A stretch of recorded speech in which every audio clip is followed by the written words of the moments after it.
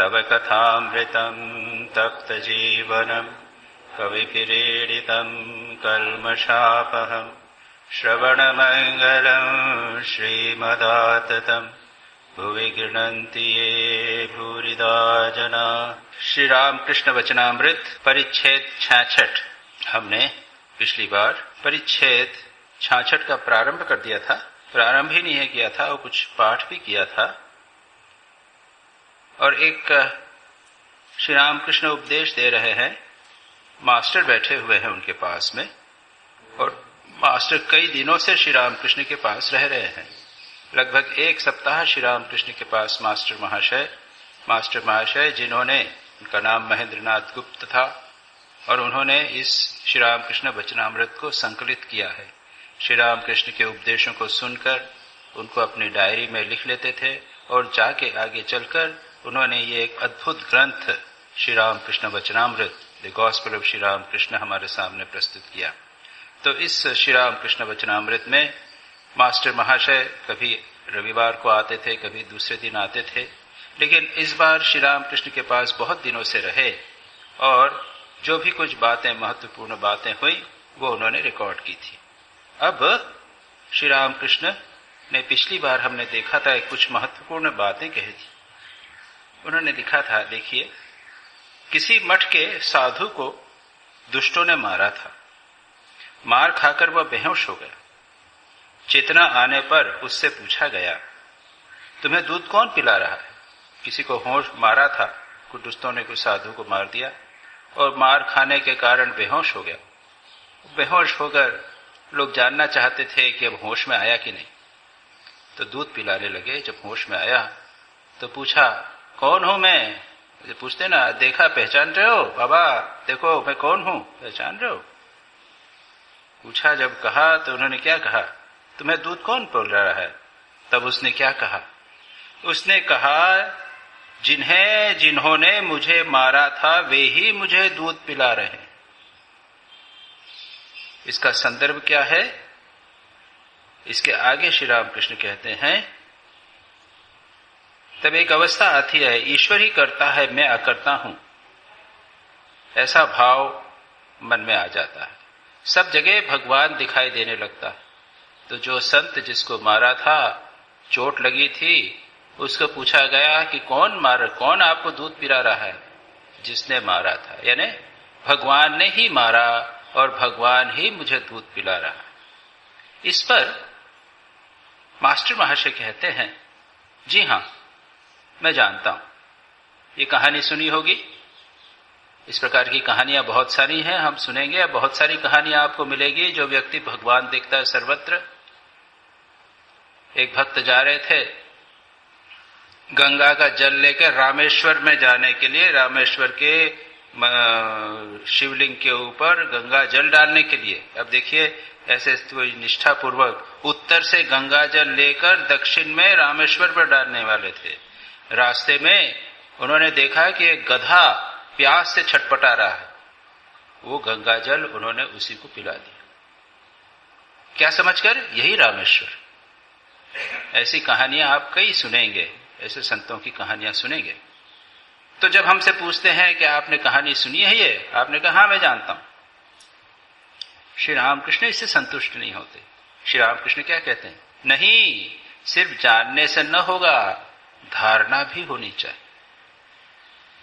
और ये एक अत्यंत महत्वपूर्ण मैसेज, ये एक संदेश श्री रामकृष्ण वचनामृत में हमें कई स्थानों पर मिलता है।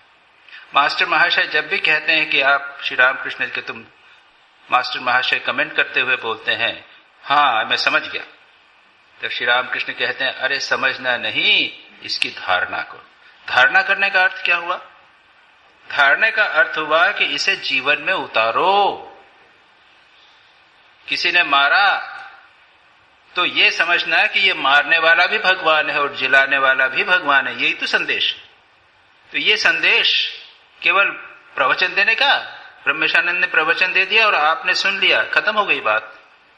इस प्रवचन देने का है क्या? इस संदेश को जीवन में उतारना पड़ेगा। एक संदेश और कुछ नहीं। श्री रामकृष्ण ने बहुत सारे उपदेश सुने नहीं थे, बहुत सारी किताबें नहीं पढ़ी थी, कुछ 2-4 बातों को उन्होंने अपने जीवन में उतार लिया था, बस कुछ आदर्शों को जीवन में उतार लिया। अन्यथा बाकी जितनी बातें हैं ये बुद्धिवाद होता है, जिसे कहते हैं इंटेलेक्चुअलिज्म। बहुत बढ़िया प्रवचन दे दिया, इतनी सारी सीडी हो गई, लेक्चर सुन लिए, लेकिन जीवन में क्या होता? सुन लिए और लिया, लेक्चर दे दिए, जीवन में हमने कुछ नहीं उतारा, ऐसे काम नहीं चले। और श्री रामकृष्ण यही कहते हैं, धारणा होनी चाहिए। और इसके लिए क्या करना है? अभ्यास करना पड़ेगा। जब कभी हमारे सामने दुष्ट व्यक्ति दिखाई देवे तो हमें मन ही मन यही सोचना है कि ये भगवान। जब कभी कोई सज्जन दिखाई देवे उसमें भी सोचना है भगवान। और स्वामी विवेकानंद का वो प्रसिद्ध कोटेशन है, वो कहते थे, पुराना धर्म क्या कहता था? वो कहते थे, पहले कहा गया है मातृदेवो भव, पितृदेवो भव, अतिथि देवो भव, आचार्य देवो भव। माता तुम्हारे भगवान होवें, पिता तुम्हारे भगवान होवें, अतिथि भगवान होवें, आचार्य भगवान होवें, इनको भगवान समझो। फिर आगे कहते हैं, मैं आज जोड़ रहा हूं, मूर्ख देवो भव, चांडाल देवो भव, रोगी देवो भव। ये मूर्ख जो है वो तुम्हारा भगवान होवे, चांडाल भगवान होवे, लुच्चा भगवान तक बोलते हैं, my god the wicket, my god the wicket. और उसका श्रेष्ठतम दृष्टांत हम पवारी बाबा के जीवन में प्राप्त करते हैं। यहां तो ये कहानी भर है, लेकिन पवारी बाबा के जीवन में साक्षात हुआ था। श्री रामकृष्ण स्वामी विवेकानंद ने उन पवारी बाबा से मिले थे, बातचीत की थी। पवारी बाबा के घर में चोर घुस आया और चोर जब सामान लेकर भागने लगा, पवारी बाबा की नींद खुल गई। पवारी बाबा उसके पीछे भागे, पोटली बनाकर, पोटली छोड़कर भाग रहा था बेचारा, पोटली सामान की। पवारी बाबा उस सामान की पोटली लेके भागे। बहुत देर दूर तक पीछा हुआ। उसके बाद पवारी बाबा ने उसको पकड़ा और पकड़कर उसने सोचा कि मुझे मार पड़ेगी और पुलिस में देंगे, लेकिन पवारी बाबा पकड़कर वो पोटली उसको देते हुए कहते हैं कि हे प्रभु, आप मेरी घर में आए, कुछ काम कर रहे थे, उसमें बाधा पड़ी, क्षमा करिएगा, ये चीज संभालिए, आपकी पूजा लीजिए। और ये हम जानते हैं, ये आगे चलकर ये जो चोर थे वो संत हो गए, स्वामी विवेकानंद से मिले थे। लेकिन पवारी बाबा को देखिए, उन्होंने इस बात की धारणा की थी कि सब में भगवान। वो तो सांप में बोलते थे, सांप भगवान, गुस्सा हो गया, मुझे काट लिया। एक बार सांप तुमके गुफा में था, आप कभी गाजीपुर जाएंगे तो गुफा का मुंह आप देख सकते हैं। मैं तो उसके पास में कई बार जाकर रहा करता था, एकांतवास करता था। गाजीपुर कभी जाए तो वहां जाइएगा, वहां पे वो बताते हैं, खोल के बता देते हैं, ढक्कन लगा रखा, ये गुफा आगे बंद कर दिया है। अंदर गुफा के अंदर सांप भी रहते थे, बिच्छू भी रहते थे, उनके साथ में वो रहते थे। एक बार सांप ने काट खाया, दंश मार दिया, तो उन्होंने कहा था कि सांप, ये भगवान जरा नाराज हो गए। चूहा भी भगवान और बिल्ली भी भगवान, सब भगवान। तो उन्होंने उसकी धारणा कितनी की थी। अरे चोर अगर भाग रहा है तो उसके पीछे भागने की क्या जरूरत? अगर चोर भाग रहे हैं, हमारे घर में आके कुछ चीज लेके भागे, तो हम उसको पीछे भागेंगे किस लिए? पकड़ने के लिए, उसको पुलिस में देने के लिए। लेकिन यहां पवारी बाबा भागे, उसको वह जो वस्तु ले जा रहा था वो देने के लिए। अब आप सोच लीजिए उनकी धारणा कि उसमें भगवान है कितनी गहरी, कितनी दृढ़ होगी। यही आध्यात्मिक जीवन है, बाकी सब बकवास, बाकी सब जो है वो ऊपर की बातें हैं। ये मैंने सुना दी और आपने सुन ली, न मैंने इसको जीवन में उतारा, न आपने जीवन में उतारा। जो भी व्यक्ति, हमारे असंख्य रूप हैं, अब तो मिल जाए किस रूप में, है ना, कहता है ना, कोई बहुत सारे भजन भी है कि कोई भी भगवान किसी भी रूप में आ सकते हैं। अरे सभी रूप में भगवान आ रहे। स्वामी विवेकानंद ने इसको ही प्रैक्टिकल करके, शिव ज्ञान से जीव सेवा करके, वो रामकृष्ण मिशन सेवाश्रम वाराणसी का यह सब चलाया। वहां पे गंदा जो रोगी होगा, कोई भी रोगी होगा, हम नहीं जानते कि वो संत है कि संत है कि पापी है, कुछ नहीं, उसकी सेवा करना क्या समझ करके? भगवान समझ करके। यह बात ऐसी दृढ़ हो जावे कि जिस कभी कभी भगवान सामने किसी व्यक्ति को देखा, भगवान दिखा। इतना आसान नहीं, इतना आसान नहीं। हम लोग भी, हमारा मन इतना अपवित्र है, हम अपनी अपवित्रता को बाहर प्रोजेक्ट करते हैं। जो हमारे भीतर है वही बाहर देखते हैं। एक बच्चे को चोर नहीं दिखता। घर में कोई चोर आ जावे तो चोर आके ले जा रहा है, ठीक, उसको समझ में आता है। वो अंकल, वो भी अंकल है, दूसरा भी अंकल। बच्चे को चोर नहीं दिखता क्योंकि उसके भीतर चोर नहीं। हमारे भीतर ये सारी चीजें हैं, वो हमको बाहर दिखाई देती। इसलिए श्री रामकृष्ण कहते हैं कि ये जो कहानियां हैं, घटनाएं हैं, इसको केवल सुनने मात्र से नहीं होगा, इनको जानने मात्र से नहीं होगा, इनकी धारणा करनी चाहिए। एक बहुत महत्वपूर्ण बात, कई स्थानों पर श्री रामकृष्ण की ये बात मिलेगी। श्री रामकृष्ण ने यहां तो उपदेश दिया मास्टर महाशय को, लेकिन श्री रामकृष्ण के डायरेक्ट डिसाइपल जो सन्यासी शिष्य थे, उनको क्या किया? ये धारणा करवाई। उनमें से किसी ने किताब नहीं लिखी, उन्होंने एक कंपाइलेशन, संकलन करके इतना बड़ा ग्रंथ नहीं बनाया। स्वामी ब्रह्मानंद जी एक दिन रिकॉर्ड कर रहे थे श्री रामकृष्ण के उपदेश। इनका बड़े अच्छे अच्छे उपदेश हैं। श्री रामकृष्ण ने कहा, तुमको करने की जरूरत नहीं है, तुम बंद कर दो और कोई करेगा। तुम, मैं जो कह रहा हूं उसको जीवन में उतारो। हमारे एक सीनियर मॉन्क हैं, बहुत सीनियर, बहुत अच्छे लेखक, बहुत ही गंभीर लेख इत्यादि लिखा करते थे। किसी ने कहा कि महाराज आपका ग्रंथ लेक्चर बहुत अच्छा है, उसका मैं अनुवाद करना चाहता हूं। तो उन्होंने कहा कि मुझे दुर्भाग्य है मेरा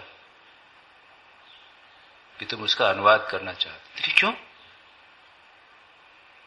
उस ग्रंथ, उस लेख से तुमको साधना की प्रेरणा नहीं मिली क्या? तुम अगर कहते हैं कि आपका ग्रंथ पढ़ के, लेख पढ़ के मैं साधना में लग गया हूं, मुझे साधना की प्रेरणा मिली है, तो मुझे अधिक प्रसन्नता होती। कितनी महत्वपूर्ण बात है। ये जो बात हम करते हैं, पढ़ते हैं आध्यात्मिक जीवन में, इनको जीवन में उतारना अधिक महत्वपूर्ण। श्री रामकृष्ण कभी प्रवचन नहीं दिए, और जाते थे भी तो 15-20 लोग से ज्यादा कहीं होंगे नहीं। हम लोग जाते हैं तो रिकॉर्ड करते हैं, देखते हैं कितनी ऑडियंस है ना, 150 लोग हैं, 200 लोग हैं, इतने लोग।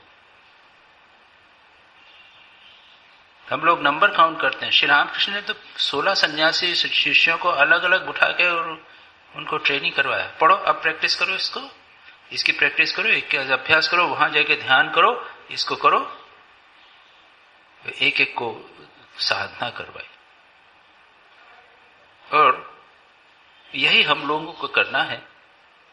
ये अच्छा है कि हम लोग आते हैं महीने में, सप्ताह में एक दिन तो फिर 1 घंटा सत्संग होता है, भगवान का भजन होता है, बातचीत होती है। इतना सब संसार में है, उसके बदले 24 घंटे इंटू 7, इतने घंटे, उसमें से 1 घंटा थोड़ा भगवान का भजन हो गया, भगवान की चर्चा हो गई, थोड़ा सा श्राइन में बैठ गए, ये इतना ही बस उपयोगिता। लेकिन जीवन में उतारे बिना आध्यात्मिक जीवन नहीं होता, कुछ नहीं होता। जैसे लड़के जो प्लेयर्स हैं वो कितनी प्रैक्टिस करते हैं। किताब पढ़ने से तो कोई क्रिकेटर नहीं हो जाता। क्रिकेट में वहां बताया हुआ है कि किस प्रकार से वो हुक कैसे लगाना है और कट कैसे करना है, ड्राइव कैसे करना है, लेट कट कैसे करना है, ये सब बताया है वहां पे, किताब में लिखा हुआ है। वो आपको वहां पिच पे जाकर, ग्राउंड में जाकर प्रैक्टिस करना पड़ेगा, तब आप क्रिकेटर बनोगे, तब आप जानोगे, बाकी कुछ नहीं होने वाला। आध्यात्मिक जीवन भी उसी प्रकार का, उससे कहीं अधिक महत्व का है अभ्यास। अभ्यास के बिना कुछ नहीं होता। नित्य प्रति, रेगुलरली उस बात को इतना अभ्यास करना है।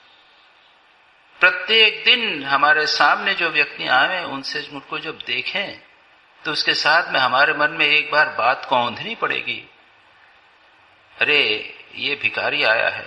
एक पहली बात आती है हमारे दिमाग में, भिखारी आया है। तत्काल दूसरी विचार आना चाहिए कि नहीं, ये भगवान भिखारी आया, नारायण भिखारी नारायण आया। चोरों से तो होता नहीं है।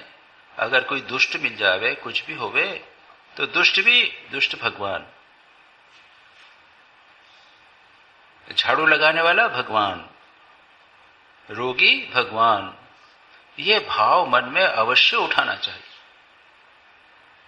अन्यथा आध्यात्मिक जीवन नहीं होगा। ये बातें जो है इसकी धारणा नहीं होगी। एक बहुत महत्वपूर्ण बात पिछली बार जब मैंने किया था, तो उसके बाद में मैंने ये, मणि ने कहा हाँ मैं जानता हूं, और ये फिर नहीं जानने से धारणा चाहिए, मैंने छोड़ दिया था जानबूझकर, उसके पहले रोक दिया था, इसलिए कि इसका बात के ऊपर थोड़ा सा गहरा विचार करें। कुछ वैल्यूज लेकर, कुछ आदर्श लेकर उनको जीवन में उतारना ही चाहिए। ये जो आदर्श है, सभी में भगवान है, मारने वाले में भगवान और जिलाने वाले में भगवान, ये सबसे ऊंचा है, याद रखिए, हाईएस्ट। इसका रिमाइंडर हमारे बार बार उसका बार दिमाग में बात करना, ये करना पड़ेगा। लेकिन उसके पहले छोटी मोटी चीजें तो करें, नियमित रूप से भगवान का भजन करें, जप करें, ध्यान करें, शास्त्र का अध्ययन करें। एक एक वैल्यू को धीरे धीरे अपने जीवन में उतारने का, एक एक महीने में एक एक करने का प्रयत्न करें। मैं बच्चों को जब लेक्चर वगैरह देता हूं, तो ये कहता हूं कि देखो, पहले महीने व्यायाम, नियमित व्यायाम करने का एक नियम बना लो, 1 महीने तक नियमित व्यायाम करो। दूसरे महीने सुबह आधे घंटे पहले उठो, तो पहले महीने नियमित व्यायाम, दूसरे महीने आधे घंटे सुबह उठने का अभ्यास हो गया। तो 2 महीने में 2 वैल्यूज, 2 अच्छी आदतें तुमने डाली। ऐसे धीरे धीरे बढ़ाते चले जाओ। तुम लोगों की कि मेरी हैंडराइटिंग अच्छी नहीं है, तीसरे महीने में हैंडराइटिंग अच्छी करने का अभ्यास करूंगा। तो 3 महीने में क्या हुआ, सुबह उठने का आदत हो गई, अभ्यास हुआ। दूसरे महीने में हुआ व्यायाम का अभ्यास, तीसरे महीने में हैंडराइटिंग अच्छी करने का अभ्यास, चौथे महीने में किताबें हम अच्छी तरह जमा के रखेंगे ना। मैं जानता हूं ऐसे स्टूडेंट तो किताबें, कमरा अच्छी तरह जमा के रखेंगे। चौथे महीने उसकी अभ्यास, और इसको धीरे धीरे बढ़ाते चले जाओ, तो 12 महीने में 12 आदतें बन जाएगी। फिर उसको और करना पड़ेगा, पहली आदत छोड़ना नहीं है, 1 महीना करके छोड़ना नहीं। इस प्रकार क्या हम लोग नहीं कर सकते? कुछ मॉरल वैल्यूज, कुछ नैतिक आदर्श अपने जीवन में डाल सकते हैं। एक के बाद एक उन आदर्श को डालें, देखेंगे कि हमारा कुछ वर्षों में हमारा व्यक्तित्व बदल जाएगा, हमारा चरित्र बदल जाएगा। तो ये मैंने इस महत्वपूर्ण बात को यहां पर बताने का प्रयत्न किया। अब श्री रामकृष्ण कुछ समाधि के बारे में बात कर रहे हैं। वो हमारे लिए सीधा हमारे साथ संबंध न हुए, लेकिन फिर भी मन की एक कैसी स्थिति होती है उसके बारे में हमें कुछ संकेत मिलेगा। विषय चिंतन मन को समाधिस्थ नहीं होने देता। विषय बुद्धि का पूरी तरह त्याग होने पर स्थित समाधि हो जाती है। मेरी देह स्थित समाधि में छूट सकती थी, परंतु मुझमें भक्ति और भक्तों के साथ रहने की वासना है, इसीलिए देह पर भी दृष्टि है। एक और है उन्मना समाधि, फैले हुए मन को एकाएक समेट लेना। यह तुम समझे? मणि ने कहा जी हां। श्री रामकृष्ण कहते हैं, फैले हुए मन को एकाएक समेट लेना, यह समाधि देर तक नहीं रहती। विषय वासनाएं आकर समाधि भंग कर देती हैं, योगी का योग भंग हो जाता। यहां पर श्री रामकृष्ण ने 2 प्रकार की समाधियों का वर्णन किया, लेकिन दोनों जो हैं वो अपूर्ण समाधि। अपूर्ण समाधि क्यों? दोनों में समाधि के लिए मन को किसी एक विषय पर एकाग्र करने की आवश्यकता होती है। पातंजल योग सूत्र में वितर्क, विचार, अस्मिता और आनंद और अस्मिता, ये 4 प्रकार की समाधियों का वर्णन किया गया है, जिसमें विषय विशेष के ऊपर जब ध्यान किया जाता है तो जब समाधि होती है उसको कहा अलग अलग नाम दिए जाते हैं। जैसे अगर मैं इस प्लेट के ऊपर मन को एकाग्र करूं, गहरा एकाग्रता करके समाधि हो जावे, तो मुझे यह पता चल जाएगा कि यह प्लेट कितनी बड़ी है, इसका डायमीटर कितना बड़ा है, इसका वजन कितना बड़ा है, इसके ऊपर की डिजाइन कितनी है, नीचे की डिजाइन कितनी है, कैसी है, और इत्यादि इत्यादि। इसके संबंध में सारी जानकारी मुझे प्राप्त होगी। ये स्थूल विषय के ऊपर मन को एकाग्र करने से समाधि हुई। लेकिन जब इसमें यह बनी हुई किससे है? लोहे से बनी है। जब मैं लोहे पर एकाग्र करूंगा मन को, तो दूसरे प्रकार की समाधि होगी।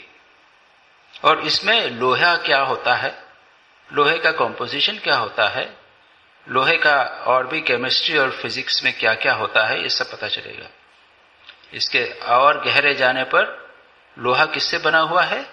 कार्बन, ऑक्सीजन इत्यादि का कॉम्बिनेशन है। जब उस पे मैं ध्यान करूंगा तो और ज्ञान प्राप्त होगा। इस प्रकार से मैंने स्थूल रूप से आपको समझाया। जब स्थूल विषयों पर ध्यान किया जाता है तब एक प्रकार की समाधि होती है, उसके बाद सूक्ष्म विषय पर ध्यान किया जाता है तब दूसरी समाधि होती है। लेकिन इन सभी समाधियों में ध्यान का एक विषय रहता है। श्री रामकृष्ण ने कब की समाधि कई प्रकार से होती थी। श्री रामकृष्ण तो बातचीत करते करते समाधिस्थ हो जाया करते थे। कुछ विषय हुआ, समाधिस्थ हो गए। भजन गा रहे हैं तो उनका मन तन्मय हो गया, मन उस भजन के भाव में लीन हो गया।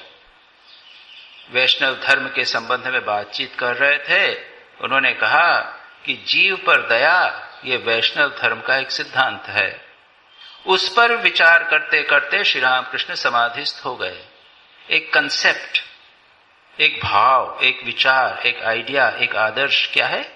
जीव पर दया करनी चाहिए। अब हम भी विचार करेंगे, हाँ, जीव पर दया। तो जीव क्या का अर्थ का क्या है, दया का अर्थ क्या है? श्री रामकृष्ण का मन एकदम एकाग्र हो गया और उन्होंने नया एक संदेश दिया, शिव ज्ञान से जीव सेवा। वहां भी समाधि हुई थी। आप अगर उसका वर्णन पढ़ेंगे तो देखेंगे श्री रामकृष्ण समाधिस्थ हो गए। और बड़ा महत्वपूर्ण और सुंदर संकेत मिलता है। जीव, हम जीव से क्या समझते हैं? कोई भी प्राणी। श्री रामकृष्ण ने जब एकाग्र किया मन को और समाधि हुई तो क्या हुआ? श्री रामकृष्ण को यह संकेत मिला, ये ज्ञान मिला कि जीव नहीं है, जीव नहीं है, वो जीव के बदले शिव है, वो भगवान है। और सेवा पर जब एकाग्र किया मन तो उन्होंने कहा कि सेवा करना, दया करना, दया तो कोई दुर्बल हो, हीन व्यक्ति हो उस पर दया होती है। वो कहा नहीं, दया नहीं, सेवा। शिव ज्ञान से जीव सेवा। ये आइंस्टाइन वगैरह ये रिसर्च करते हैं, नए नए आविष्कार करते हैं एकाग्रता की गहन स्थिति में। आइंस्टाइन ने जो सिद्धांत निकाला E=mc², यह अवश्य समाधि में उत्पन्न हुआ। मैं कह क्या रहा था कि जो ठीक ठीक समाधि होती है उसमें एक विषय विशेष के ऊपर मन को एकाग्र किया जाता है। एकाग्रता की चरम समाधि की चरम अवस्था है समाधि, धारणा, ध्यान, समाधि। पातंजल योग सूत्र के 8 अंगों में से ये 3 अंग अंतिम अंग हैं जिनको कहते हैं अंतरंग योग। धारणा यानी किसी विषय पर मन को एकाग्र करना, एक स्थान पर एकाग्र करना। ध्यान यानी उस स्थान पर हृदय कमल में एक ही ज्योति का कंटिन्यूअसली ध्यान करना। और समाधि यानी उसी स्थिति के आगे चले जाते हैं तो समाधि। ध्यान की पूर्ण अवस्था, चरम अवस्था है समाधि। लेकिन यहां क्या हो रहा है? यहां पर किसी विषय विशेष पर ध्यान मन को एकाग्र करने की बात नहीं कही जा रही है। विषय चिंतन मन को समाधिस्थ नहीं होने देता।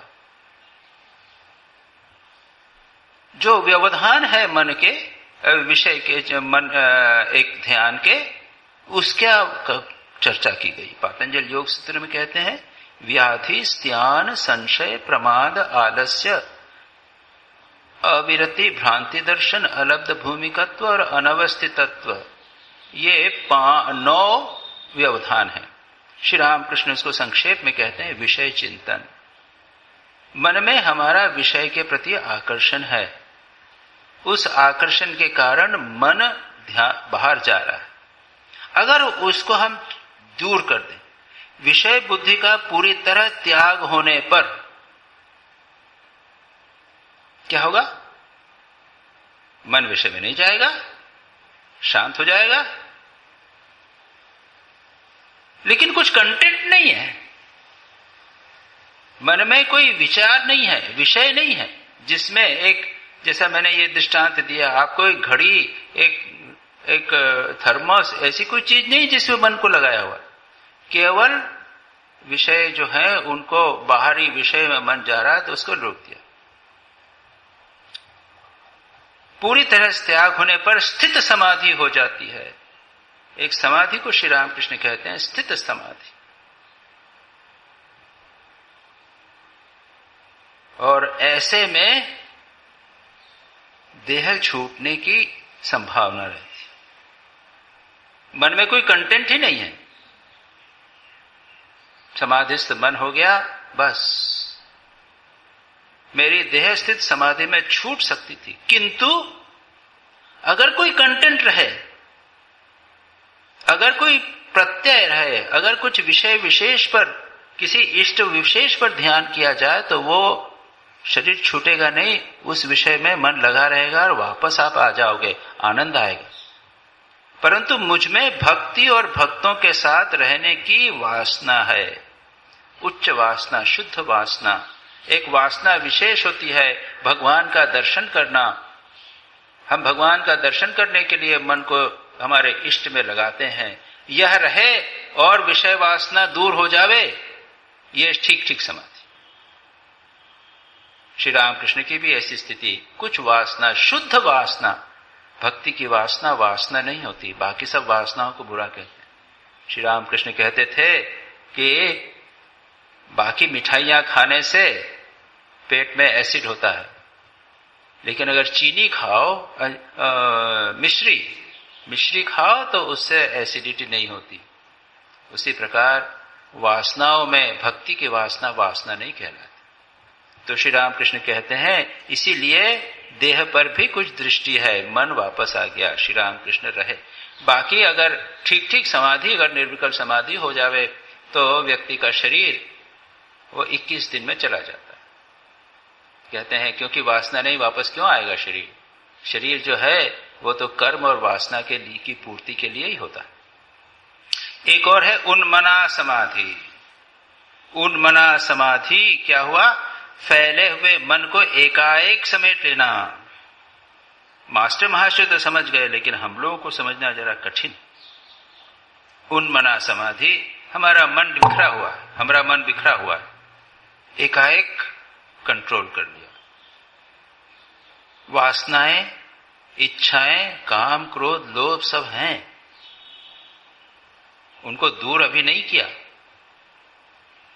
फिर भी मन को एकाग्र कर लिया एकाएक।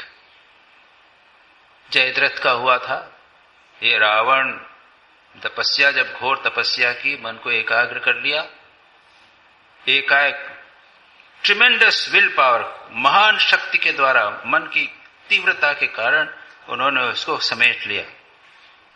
तब क्या हुआ? एक प्रकार की समाधि हो गई, मन एकाग्र हुआ। लेकिन वासनाएं तो बनी हुई है, काम क्रोध लोभ बने हुए हैं, वो तत्काल आ जाएंगे। जयद्रथ ने किया, शिव जी का दर्शन हो गया, शिव जी ने वर भी दे दिया,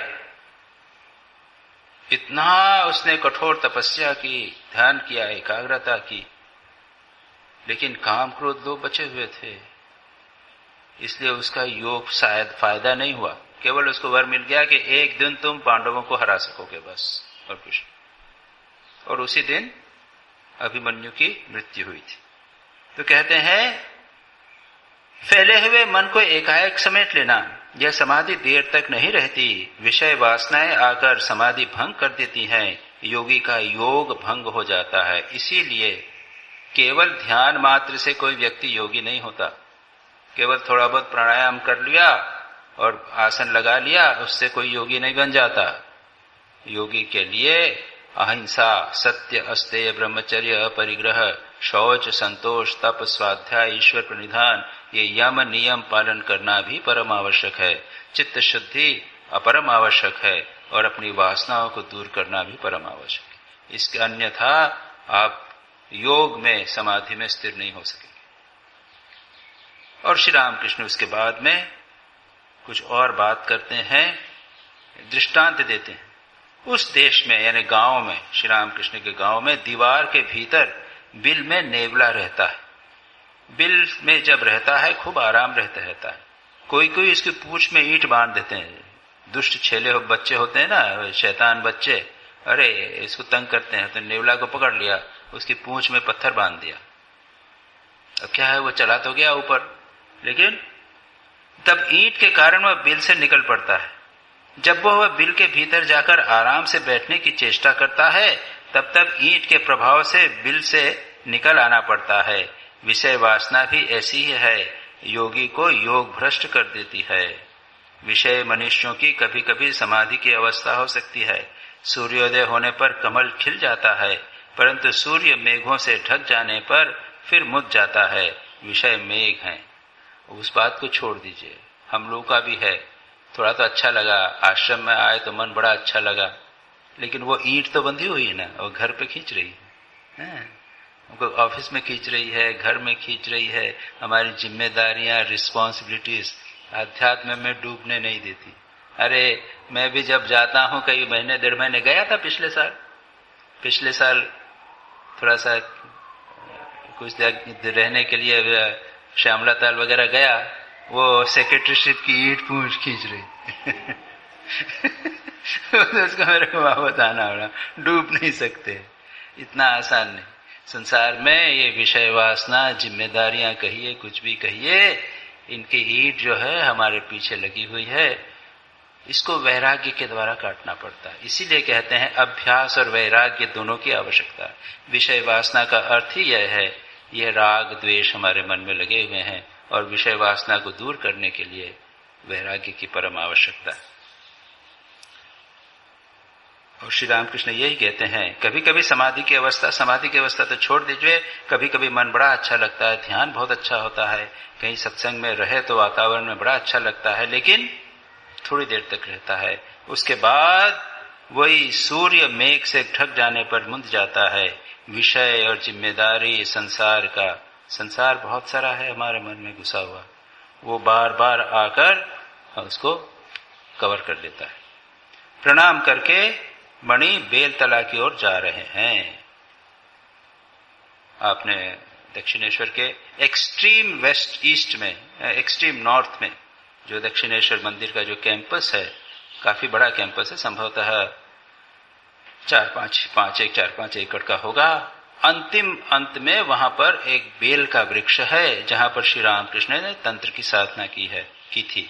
और उसके बाद में ही एक दीवार है जो मैगजीन वगैरह, वहां पर फैक्ट्री वगैरह थी, सरकारी फैक्ट्री वहां पर थी। श्री रामकृष्ण वहां कर रहे थे। प्रणाम के बाद मणि बेलतला की ओर चले गए। वहां गए, एकांत है, संभवतः वहां बैठकर ध्यान करेंगे। बेलतला से लौटने में दोपहर हो गई। ये कब की बात है? दिन के 9 बजे होंगे। ये पहली जब पढ़ रहे हैं हम, 9, 9:15, 10 बजे की बात है ये। और श्री राम मास्टर महाशय उसके बाद में बेलतला की ओर गए। मणि दरी, आसन, जल का लोटा लेकर लौट रहे हैं, मतलब वही करने गए थे। दरी ले गए थे, आसन ले गए थे, पानी ले गए थे, वहां बैठकर ध्यान करने के, उसी काम के लिए। पंचेट्री के पास श्री रामकृष्ण मिले। मणि से कहते हैं, मैं जा रहा था तुम्हें खोजने के लिए। क्या हुआ रे भाई? 9 बजे 10 बजे तक बात की थी, उसके बाद कहाँ है, कहाँ चला गया? सोचा दिन इतना चढ़ गया, दोपहर हो गई ना, खाना भी क्या खाया नहीं खाया, वहीं रह लिए, पानी पिया और कुछ नहीं, तन्मय हो गए तो खाने की बात कौन विचार करता है। जो लोग ध्यान जप करते हैं, ठीक ठीक साधक होते हैं, वो खाने पीने की चिंता नहीं करते। जितने भी महापुरुष देखेंगे तन्मय होके, अरे छोड़ो खाना पीना, खाना खाएंगे पेट भारी होगा, नींद आएगी, थोड़ा बहुत कुछ खा लिया या घर से निकल गए थोड़ा खा लिया और दिन भर फिर शाम को आ गए। मास्टर महाशय का भी ये है, उन्होंने कह रहे थे, कहने लगे श्री राम कृष्ण, मैं तुम्हें खोजने के लिए जा रहा था, सोचा दिन इतना चढ़ाया है, कहीं दीवार फांद कर भाग तो नहीं गया। तुम्हारी आंखें उस समय जिस प्रकार देखी थी, उससे सोचा कहीं नारायण शास्त्री की तरह भाग तो नहीं गया। उसके बाद फिर सोचा नहीं, भागेगा नहीं, काफी सोच समझकर काम करता है। अब आप अगर उसको पहले, मास्टर महाशय कुछ दिनों तक यहाँ पर रहे थे और अवश्य जब वो संसार त्याग वगैरह की बात यहाँ पर हो रही थी, श्री रामकृष्ण ने जब कहा, स्वामी ये भगवान राम को वैराग्य हुआ था, उसके बाद मास्टर ने कहा कि उनको भी तो संसार में रहना पड़ा था, तब श्री रामकृष्ण ने कहा था, अरे वो तो रावण के वध के लिए रखा था, उनको किया था, एटसेट्रा एटसेट्रा। तो मास्टर महाशय जो त्याग के विपरीत बात कर रहे थे, उसको श्री रामकृष्ण ने काटा था। मास्टर महाशय स्तब्ध हो गए थे, चुप हो गए थे। ये आप लोगों ने जो पहले आए थे उन्होंने पढ़ा होगा, संभवतः यह बात उनके दिमाग में है। मास्टर महाशय को लगा होगा कि नहीं, श्री रामकृष्ण अनकॉम्प्रोमाइजिंग है, श्री रामकृष्ण कहीं समझौता नहीं करते काम कांचन त्याग का, चलो छोड़ के चल दे, दीवार लांग कर चले जाए। लेकिन सोचा नहीं, भागेगा नहीं, काफी सोच कम समझ कर काम करता है। पता नहीं आप लोगों को ऐसे लोगों का देखने का, मिलने का अवसर कुछ लोग होते हैं इस प्रकार के, जो डेयर डेविल जैसा है ना, कुछ न कुछ सोच कर बैठते हैं। हमारे एक मित्र थे, इंदौर की बात है, बहुत पूर्वाश्रम की बात है, आश्रम में आते थे, बहुत दिनों से इस बार मुलाकात भी नहीं हुई, आश्रम में आते थे, गृहस्थ थे, उनकी पत्नी और 2 छोटे बच्चे। और एक बार वो बंबई से पैदल इंदौर आए थे, ऐसे निकल गए तो निकल गए, और उन्होंने कोई चिंता नहीं, निकल गए, खाने पीने की कोई चिंता नहीं। आश्रम में आते थे, उस समय हम लोग दीक्षा भिक्षा हो गई थी, बेंगलोर से गए थे, मैं बेंगलोर गया था, वहां से आया था, यतीश्वरानंद जी की बातचीत आश्रम में हुआ करती थी, वो नियमित रूप से आश्रम में आते थे। हम लोग तो युवक थे, वो कह रहे थे, एक दिन कहा कि मैं वहीं जाके दीक्षा ले लूंगा तो ठीक है, ऐसे तो निकलना होता नहीं है, मैं चला जाऊंगा, ऐसा ऐसा कुछ बोलते थे। हमने कहा था कि ठीक है, हम आपको वहां लेटर लिख देंगे, आप वहां चले जाना। 1-2 दिन वो आए नहीं, एक दिन जो रोज शाम को आते थे आरती में नहीं आए, कहा कि नहीं आए तो नहीं आए, दूसरे दिन भी नहीं। उनका भाई आया, भाई आने का पहले 1 दिन के बाद नहीं आया, तो कि यहाँ आए क्या महाराज, यहाँ है क्या सदानंद शुक्ला, कि नहीं हम तो ये आपसे पूछ रहे हैं कहाँ गए हो, कि नहीं तो घर में भी नहीं आए, 2 दिन से नहीं आए। ओहो, हमने कहा कि वो शायद बेंगलोर चले गए। हमने वहां से टेलीग्राम दिया कि बेंगलोर में अगर सदानंद जी आ जावे तो हमको इन्फॉर्म करिएगा, उनको वहां पर रख लीजिएगा। और हुआ ये, घर से भाग गए। अरे शादीशुदा 2 बच्चे घर से भाग गए, और जेब में कुछ पैसे भी नहीं, कुछ नहीं, बिना टिकट, और पहुंच गए हैगार्ड, 2 दिन से लंबे। पहले जो है बेंगलोर बहुत दूर है इंदौर से भी, पहले ट्रेन इतनी फास्ट नहीं आती थी, यहाँ तो अब आजकल सुपरफास्ट ट्रेन हो गई है, एक जगह 2 जगह बदलना पड़ता है, 2 दिन लगते हैं। पहले मैं भी जब गया था तो काफी टाइम लगता था पहुंचने में।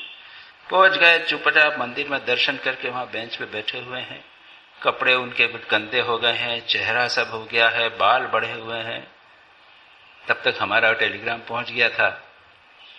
तो सोमनाथ महाराज स्वामी संज्ञानंद जी का शरीर अब चला गया, वो हमारे गुरुदेव के अटेंडेंट थे, वो निकले, उन्होंने प्रणाम किया कि यस कैसे आए हो, आर यू शुक्ला, वो विजय बधाई, यस हाउ डिड यू, पहले तो डांट लगाई उनको, क्यों आए तुम, बिना इन्फॉर्म किए कैसे आए, हमारे यहाँ तो नहीं है नियम, बिना इन्फॉर्म किए बिना परमिशन के आप आ जाओ यहाँ पे, तो कैसे करेंगे।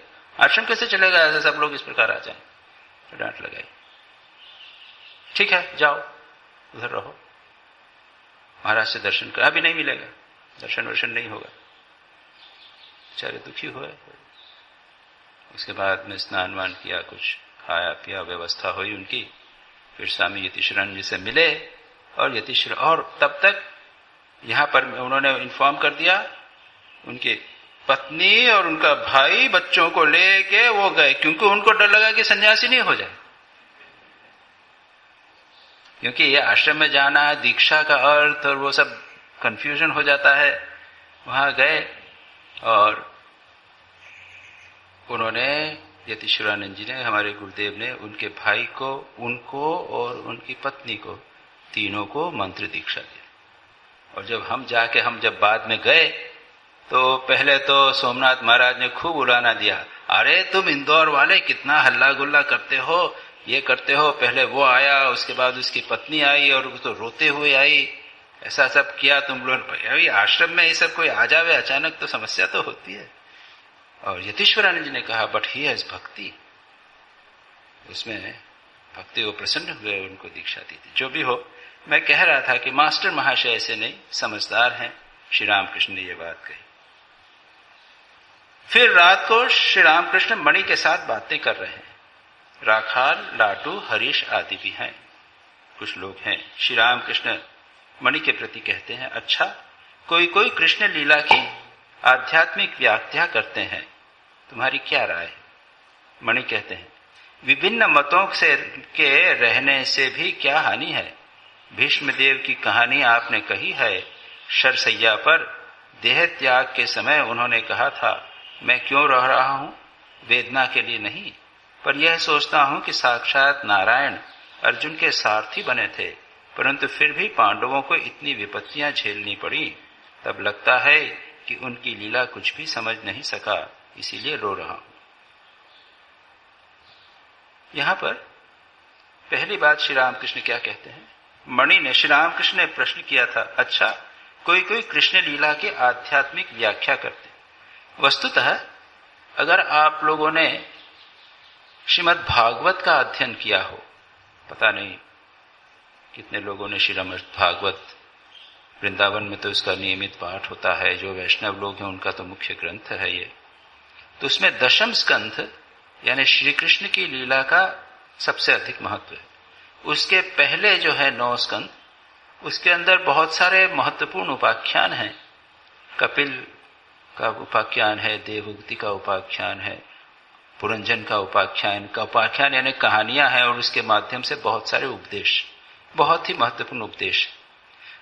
लेकिन और उसके साथ में पहले जितने अवतार हैं, श्री कृष्ण के पहले जो अवतार हैं उनका सारा वर्णन है। लेकिन सबसे महत्वपूर्ण है दशम स्कंद, सबसे बड़ा भी दशम स्कंद। उसमें श्री कृष्ण की सारी लीला का विस्तार से वर्णन। उसके बाद एकादश स्कंध, उसमें उद्धव गीता है। हमने उद्धव गीता पे यहां पे प्रवचन लिया था। उसमें भगवान श्री कृष्ण उद्धव को उपदेश देते हैं। उद्धव को कहते हैं कि तुम जाओ बद्रिकाश्रम जाकर वहां पर तुम तपस्या करो इत्यादि। तो ये जो उपदेश देते हैं ये पूर्ण विशुद्ध आध्यात्मिक है। लेकिन श्री कृष्ण का जो दशम स्कंद है उसके भी 2 भाग हो गए, वृंदावन तक की लीला और उसके बाद वृंदावन से मथुरा तक की लीला और उनका महाप्रयाण, शरीर विसर्जन, 2 भाग हैं। तो उसकी लोग विभिन्न प्रकार की व्याख्या करते। अगर आप 12 स्कंद 12वें स्कंद में जाएंगे तब देखेंगे कि वह तो पूर्ण रूप से, स्पष्ट रूप से कहते हैं कि भगवान श्री कृष्ण की ये जितनी लीला है सब आध्यात्मिक है, हमारे भीतर हो रही, बाहर नहीं। 12 स्कंद को आप देख लीजिएगा, उसमें स्पष्ट रूप से कहा गया है कि ये भगवान श्री कृष्ण की लीला का पूर्ण आध्यात्मिक interpretation, spiritual interpretation. Shri Krishna कौन है? हमारी आत्मा। उसके बाद में ये गोपियां कौन है? ये हमारी इंद्रियां। और श्री कृष्ण की 16,108 रानियां थी। कथा तो इस प्रकार की है कि एक असुर था, उसने बहुत सारे उन लोगों को कैद कर रखा था, उनको सब बंदी अपने यहाँ पे बना के रखा था। श्री कृष्ण ने उसका नाश किया। क्या नाम था? नरकासुर था या क्या नाम था उसका, और मार डाला। उसके बाद में उन स्त्रियों ने कहा कि भाई हम तो इसके इतने साल तक हम इसके यहाँ पे जेल में पड़ी हुई थी, अब हमको तो कोई विवाह कोई करेगा नहीं, हमारा क्या होगा? तो श्री कृष्ण ने कहा अच्छा मैं विवाह कर लेता। बेचारी ने तो बिल्कुल जैसे कहते हैं ना कि वो समाज से निकल जाएंगी, बिल्कुल पतिता जैसी समझी जाएंगी। श्री कृष्ण ने उनका विवाह कर लिया था। 16,108 रानी। पटरानियां तो श्री राम कृष्ण की अनेक थी। तो कहते हैं कि ये क्या है? ये सब चित्त वृत्तियां, इतनी मन में जितनी वृत्तियां हैं। भगवान श्री कृष्ण को आप भगवान ले लीजिए या आत्मा ले लीजिए, जो भी इस प्रकार, ये आध्यात्मिक साधना है। पूतना का इंटरप्रिटेशन एक प्रकार से, पूतना जो है वो माया है, और दूसरे जो असुर हैं वो विभिन्न, कोई काम है, कोई क्रोध है, कोई लोभ है इत्यादि, इस प्रकार की व्याख्या करके कहते हैं कि श्री कृष्ण ने इन सभी का नाश किया, भगवान ने इन सभी का नाश किया इत्यादि। तो मास्टर महाशय ने पूछा, श्री रामकृष्ण पूछे कि तुम्हारी क्या राय है? मणि कहते हैं विभिन्न मतों के रहने से भी क्या हानि है? विभिन्न प्रकार के मतवाद विद्यमान हैं। कोई बोलते हैं, कुछ लोग बोलते नहीं मानेंगे कि नहीं, श्री कृष्ण से व्याख्या करने की बात, वो स्वयं भगवान थे, उन्होंने लीला की है, गोपियों के साथ लीला की है, ऐसा किया है, उसकी व्याख्या करने की क्या आवश्यकता? उन्हीं का चिंतन कीजिए, भगवान श्री कृष्ण की लीला का चिंतन कीजिए। उन्होंने इतनी स्त्रियों का उद्धार करने के लिए विवाह किया, गोपियों से परम प्रेम किया, काम गंध रहित प्रेम किया, और गोपियां ने अपना सर्वस्व श्री कृष्ण को अर्पण किया इत्यादि। ये सारी की सारी लीला चिंतन के लिए आवश्यक। ये लीला चिंतन एक बहुत महत्वपूर्ण अंग है वैष्णवों का, जो श्री कृष्ण की सारी लीला का चिंतन ध्यान करते हैं। धीरे धीरे मन फिर उसके बाद में केवल भगवान श्री कृष्ण में ही लगता है, बाकी लीला और उसके बाद में उस रूप ध्यान पे लगते हैं। उसके बाद उनके साथ सच्चिदानंद स्वरूप श्री कृष्ण का ध्यान आ जाता है। सर्वत्र ये ध्यान बना रहता है कि भगवान श्री कृष्ण जो है वो बालक मात्र नहीं है, वे सच्चिदानंद स्वरूप भगवान स्वयं। तो मास्टर महाशय यही कहते हैं कि विभिन्न प्रकार के मत हैं, कोई एक मत को मानता है, कोई दूसरे मत मानता है। भीष्म देव की कहानी आपने कही है। शरशैया पर देह त्याग के समय उन्होंने कहा था मैं क्यों रो रहा हूं। घटना इस प्रकार की है कि जब शरशैया पर भीष्मदेव पड़े हुए हैं, सारे शरीर में तीर लगे हुए हैं, गिर गए हैं, तो तीरों के ऊपर ही सोए हुए पड़े हुए हैं उनके सारे शरीर में। आप कल्पना कर लीजिए कि कैसे महापुरुष हुए। हमको एक सुई छू जाए तो हमको दर्द होता, सारे शरीर से तीर चले गए हैं, सारा शरीर बिधा हुआ है, बड़े बड़े कष्ट भी हो रहा होगा, उसको सहन, आराम से सहन करके पड़े हुए। क्यों? वो उत्तरायण जब आएगा तब शरीर त्याग दे, अपनी इच्छा से शरीर त्याग करने वाले ऐसे महापुरुष। लेकिन वहां पर रोने लगे। पांडव आश्चर्यचकित हो गए कि ये तो अष्टवसु हैं, देवता हैं, ये भी रोते हैं, इनको क्यों कष्ट है? क्या दर्द के कारण रो रहे हैं? श्री कृष्ण कहते हैं चलो उनसे ही बात करो, क्यों रो रहे हैं? तब श्री कृष्ण के भीष्म के पास जाते हैं। वो क्या कहते हैं?